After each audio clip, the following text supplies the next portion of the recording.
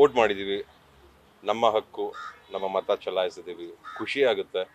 And ಈ ಬೂತಲ್ಲಿ ತುಂಬ ಜನ ಬಂದಿದ್ದಾರೆ ಇವತ್ತು. ಸೊ ಭಾಳ ಖುಷಿ ಆಯಿತು. ಇಷ್ಟು ವರ್ಷದಲ್ಲಿ ನಾನು ಇಷ್ಟು ಜನ ಬಂದಿರೋದು ನಾನು ನೋಡಿರಲಿಲ್ಲ.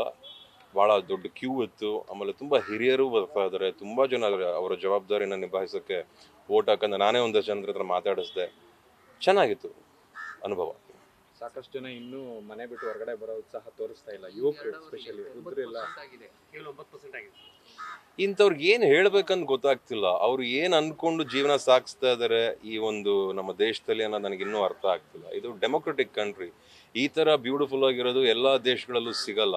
ಇದರಲ್ಲಿ ನಾವೊಂದು ಆಯ್ಕೆ ಬೇರೆ ಮಾಡ್ಕೋಬೋದು. ಆ ಆಯ್ಕೆನ ಸ್ವಲ್ಪ ಜವಾಬ್ದಾರಿನ ನಿಭಾಯಿಸ್ಕೊಳ್ಳೋ ಅಂಥ ಸ್ವಲ್ಪ ಕರ್ತವ್ಯಗಳನ್ನ ತಲೆಲಿಟ್ಕೊಂಡು ಯೋಚನೆ ಮಾಡಿದಾಗ ಜೀವನದ ಬಗ್ಗೆ ಅರ್ಥವಾಗುತ್ತೆ ಅಂತ ನನಗನ್ಸುತ್ತೆ. ಇದ್ಯಾಕೋ ಇದು ಚೆನ್ನಾಗಿ ಕಾಣಿಸ್ತಾ ಇಲ್ಲ. ನಾವು ನೋಡ್ತಾನೆ ಇದ್ದೀವಿ, ಇಷ್ಟೊಂದು ನೆಟ್ವರ್ಕು, ಇಷ್ಟೊಂದು ಫೋನು, ಇಷ್ಟೊಂದು ಡಿಜಿಟಲ್, ಇಷ್ಟರ ಮಟ್ಟಕ್ಕೆ ಪಬ್ಲಿಕ್ಗೆ ಹೇಳಬೇಕಾದ್ರೂ ಇನ್ನೂ ಯಂಗ್ಸ್ಟರ್ಸ್ ಬಂದಿಲ್ಲ, ಬರ್ತಾ ಇಲ್ಲ ಅಂದರೆ ಬಹಳ ಬೇಜವಾಬ್ದಾರಿತನ ತೋರಿಸ್ತಿದ್ದಾರೆ ಅಂತ ಅನ್ನಿಸ್ತಾ ಇದೆ. ಇದರಿಂದ ಮುಂದಕ್ಕೆ ಆಗೋ ಅನಾಹುತಗಳಿಗೆ ಇವರುಗಳೇ ಕಾರಣರಾಗ್ತಾರೆ ಅಂತಲೂ ಹೇಳಲಿಕ್ಕೆ ಇಷ್ಟಪಡ್ತೀನಿ.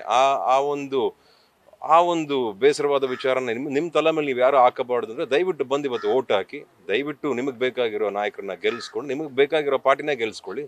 ಇಲ್ಲಿ ಯಾರನ್ನು ಫೋರ್ಸ್ ಮಾಡಿಲ್ಲ ತಾನೆ ಇದನ್ನೇ ಬಂದು ಓಟ್ ಹಾಕಿ, ಇಲ್ಲೇ ಬಂದು ಓಟ್ ಹಾಕಿ ಅಂತ. ನಮಗೆಲ್ಲ ತಿಳುವಳಿಕೆ ಇದೆ ತಾನೆ, ನಮಗೆ ಯಾರು ಬೇಕು, ನಮಗೆ ಎಂಥವ್ರು ಬೇಕು, ನಮಗೆ ಎಂಥವ್ರನ್ನ ಆಯ್ಕೆ ಮಾಡ್ಕೋಬೇಕು.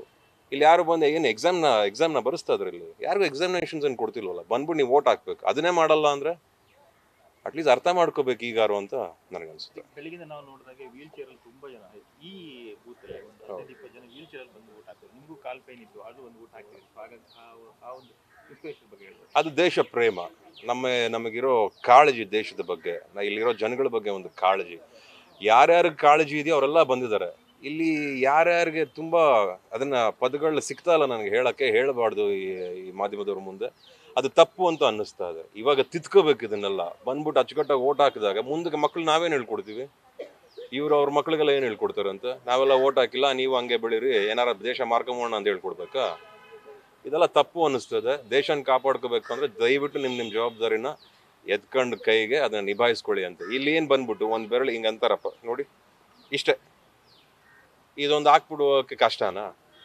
ಈಗಲಾರ ತಿಳ್ಕೊಳ್ಳಿ. ಸ್ವಲ್ಪ ಯಾರು ಇದನ್ನ ನೋಡಿದ್ರೆ ದಯವಿಟ್ಟು ಎದ್ಬಿಟ್ಟು ಮುಖ ತೊಳ್ಕೊಂಡು ಹೋಗ್ಬಿಟ್ಟು ದಯವಿಟ್ಟು ಓಟ್ ಹಾಕ್ಬಿಟ್ಟು ಬನ್ನಿ ಅಂತ ಹೇಳಲಿಕ್ಕೆ ಇಷ್ಟಪಡ್ತೀನಿ.